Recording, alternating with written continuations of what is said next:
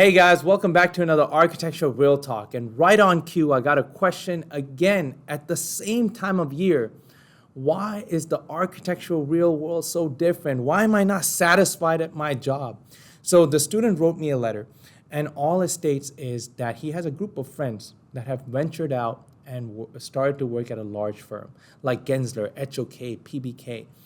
And then I have a set of group of students that are going to local architectural firms. So these can be like just a small office. It could be a firm of maybe 10 or 12 people. And what they have found across the board is they're not satisfied with their job. Some are outright saying that, hey, this is not what we were taught at studio. You didn't do a good job preparing us. And I think I have made 2 videos about this already, about how there's a stark divide between architecture of the real world and there's architecture of studio. But I want to say that there's 8 reasons I can come to why architects are not satisfied with their job, right? It could be something for the fact that they can't be called architects, but let's go ahead and break down all 8 of these reasons. One of the first reasons I can come to is that there are long hours. There's a very high stress environment that happens in studio that still takes place at the workplace.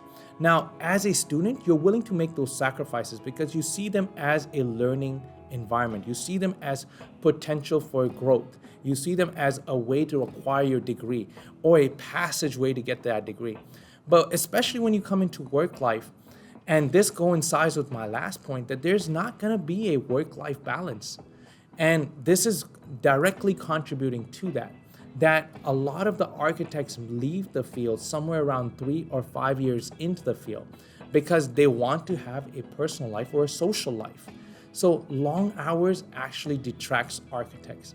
Now, one of the things that I look at when it comes to job satisfaction is, are you satisfied on the job, off the job, around the job? If you're not satisfied off the job, meaning you're getting let go out of the job and it becomes natural for you to be there in the office at 8 p.m. or you have to upload a file on the FTP site by the end of the day because that's what you've been told. And you're staying, and it's a work culture that promotes people from not walking out of the office at 5 p.m. You feel guilty walking out at 5 p.m. when you've actually signed from 8 to 5 and you're putting in 60, 70 hours a week.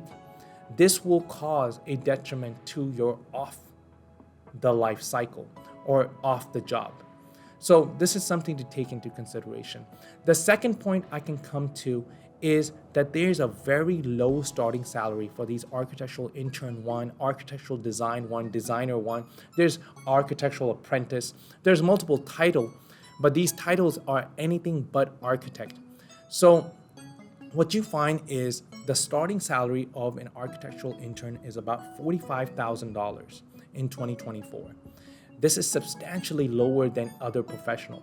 If you look at civil engineers, they're around $60,000, $70,000, or they might even start at $50,000 in certain smaller offices.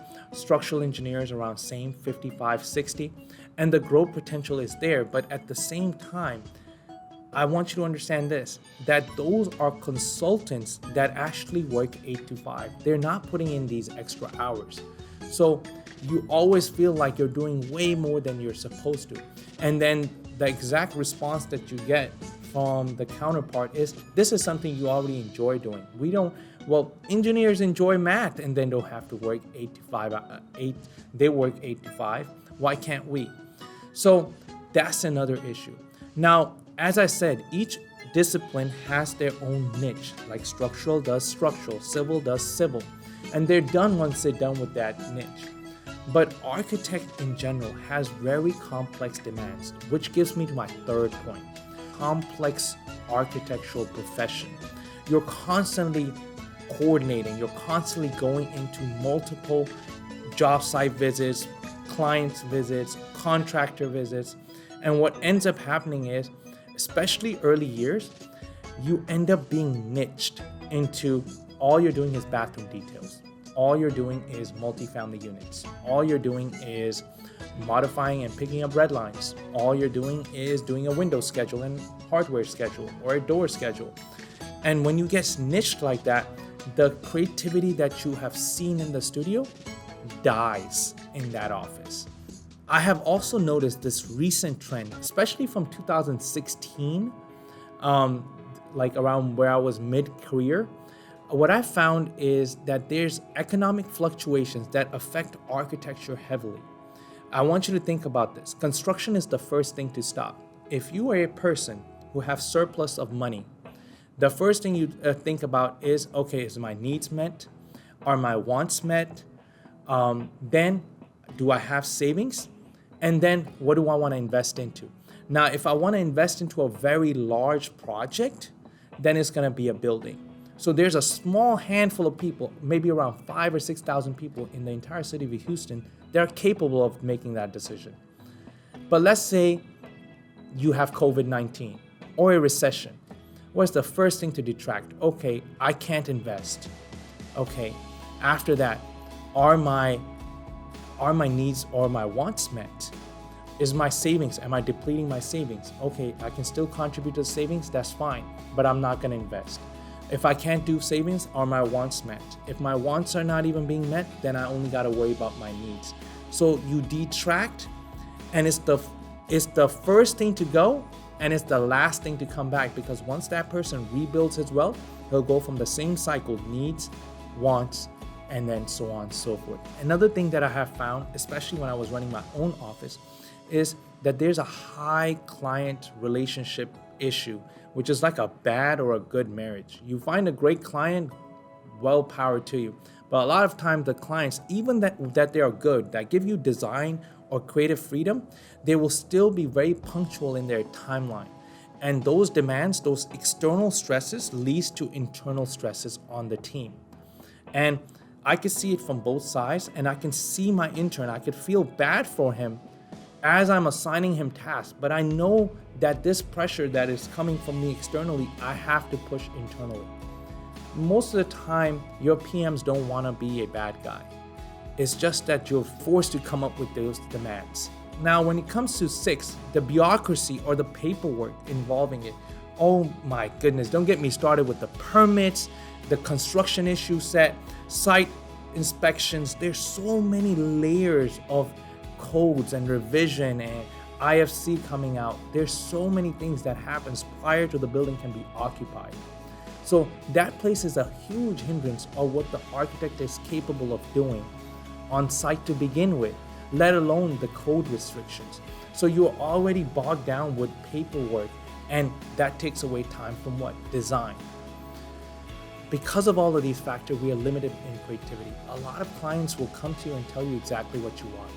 They'll tell you that they'll say, I need this exact same building on a different site. So all you're working on is changing out the site plan and then pushing it back through the city.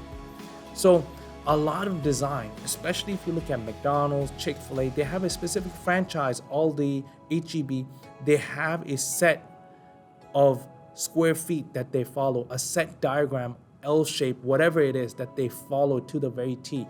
So the design iteration's not there. There's no complexity, there's no creative thought, and there's no excitement there. So on the job, you're pretty much drained from those tasks. Lastly, you have things that are happening around the job. You have a lack of work-life balance. This contributes heavily to your personal and social life. That's the reason you have a huge exodus in the architectural profession and architectural licensing. A lot of people don't want to be licensed. A lot of people do not want to practice the field. I know plenty of architects that used to be architects or were in the profession. There are now carpenters, craftsmen. They have went to different avenues. And again, I have a video on all the avenues you can pursue. With that said, until next time, and good luck out there. Follow for more content.